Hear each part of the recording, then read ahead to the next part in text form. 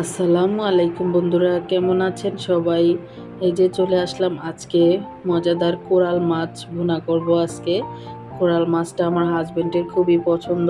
তো হাজবেন্ডকে বলবো, হাজবেন্ড জি আপনি যেখানেই থাকেন না কেন, আপনার জন্য খুব ভালোবেসে কষ্ট করে রান্না করি, আপনি কিন্তু ভিডিওটি দেখে একটি লাইক দিয়ে দিবেন।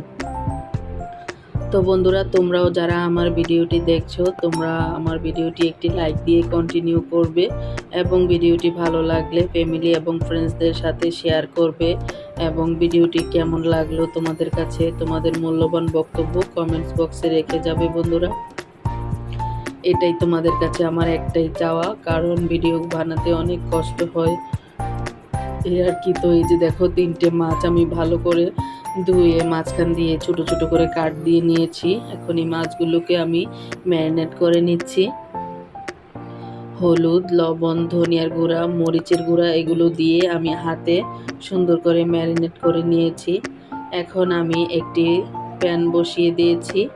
এখানে আমি দিয়ে দিয়েছি সরিষার তেল। তেলটা গরম হয়ে যাওয়ার পর এখন আমি সেই ম্যারিনেট করা মাছগুলো এখানে দিয়ে দিচ্ছি।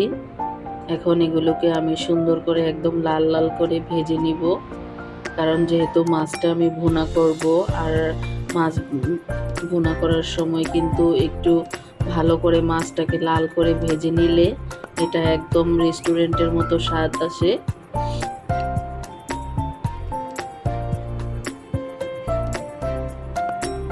এই যে দেখো বন্ধুরা, আমার মাছটা কিন্তু সুন্দরভাবে একদম ভাজা হয়ে গিয়েছে।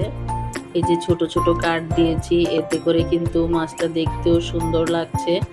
আর যত মশলা আছে সব কিন্তু মাছের ভিতরে ঢুকে যাবে। কতটা লোভনীয় হয়েছে দেখো, মাশাআল্লাহ। এভাবে করে তোমরা যে কোনো মাছ কিন্তু আস্ত যদি ভুনা করো তাহলে ছোট ছোট কাট দিয়ে নিতে পারো। কারণ হলো এটা দেখতেও যেমন সুন্দর লাগে, তেমনি কিন্তু মাছের ভিতর মশলা ঢুকে যায় সুন্দরভাবে। তো এই যে আমি এখানে এখন মাছগুলো তুলে নিয়ে আমি পেঁয়াজ কুচি দিয়ে দিলাম প্রায় 1 কাপের মতো। আর হলো আর একটু সরিষার তেল দিলাম।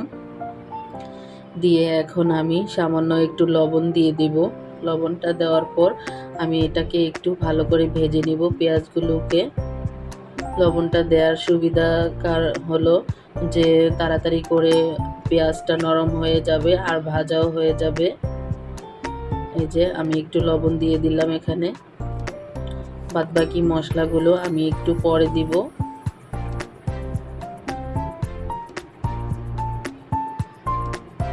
তো এই যে দেখো বন্ধুরা, আমার পেঁয়াজটা কিন্তু একদম নরম হয়ে এসেছে। এখন ভাজা হতে আর বেশি একটা টাইম লাগবে না। তো এই যে এখানে আমি কিছুটা কাঁচা মরিচ দিয়ে দিয়েছি। একটু কাঁচা মরিচটা পেঁয়াজের সাথে ভেজে নিচ্ছি। আর এখানে দিলাম 1 চা চামচের মতো আদা রসুন বাটা। তারপর আর একটু লবণ দিলাম, যেহেতু আমি আগেও লবণ দিয়েছি, এখন একটু কমিয়ে দেব। তো এখানে দিয়ে দিলাম আমি মরিচের গুঁড়ো, ধনিয়ার গুঁড়ো, হলুদের গুঁড়ো। আদা রসুন পেস্টটা তো আগেই দিয়েছি। তো এখন আমি এগুলোকে একটু নেড়ে চেড়ে ভালো করে মশলাটার সাথে পানি দিয়ে মিলিয়ে দিচ্ছি, যেন মশলাটা সুন্দরভাবে কষানো হয়ে যায়। এখানে আমি আরেকটা মশলা ইউজ করব বন্ধুরা, মাছের স্বাদকে দ্বিগুণ করে দিতে। আমি এখানে ম্যাজিক মশলা ইউজ করব, এই যে প্রাণ স্বাদের মশলা।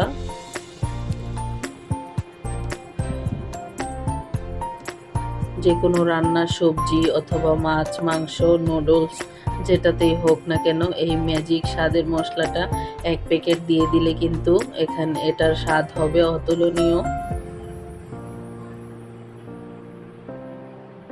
তো এই যে দেখো বন্ধুরা, আমি ঢাকনা দিয়ে ঢেকে এখন আমি মশলাটাকে সুন্দরভাবে কষিয়ে নিয়েছি। এই যে দেখতেই পাচ্ছ তেল উপরে ভেসে এসেছে। এই পর্যায়ে আমি একটু নেড়ে চেড়ে নিচ্ছি। এখন আমি ভেজে রাখা মাছগুলো এখানে দিয়ে দেব। তো বন্ধুরা, মাছগুলো দিতে দিতে আরেকটি কথা মনে করিয়ে দিই, যারা ছোট্ট একটি লাইক দিতে ভুলে গিয়েছো, প্লিজ ছোট্ট একটি লাইক দিয়ে আমার ভিডিওটি কন্টিনিউ করবে। তোমাদের কাছে এটাই আমার অনুরোধ।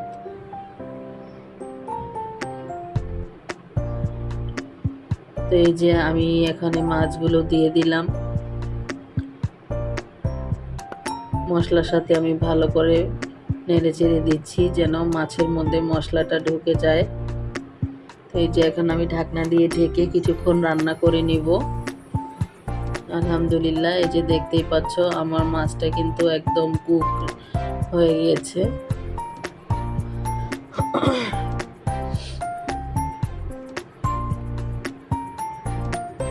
দেখো বন্ধুরা, আলহামদুলিল্লাহ মাছটা কতটা লোভনীয় দেখাচ্ছে। আসলে যে কোনো রান্না বলো যাই বলো, তোমরা ভালোবেসে যেটাই করো সেটাই কিন্তু একদম মনের মতো হয়ে যাবে। তো যেহেতু হাজবেন্ডকে ভালোবাসি তার জন্য রান্নাটাও ভালোবেসে করি।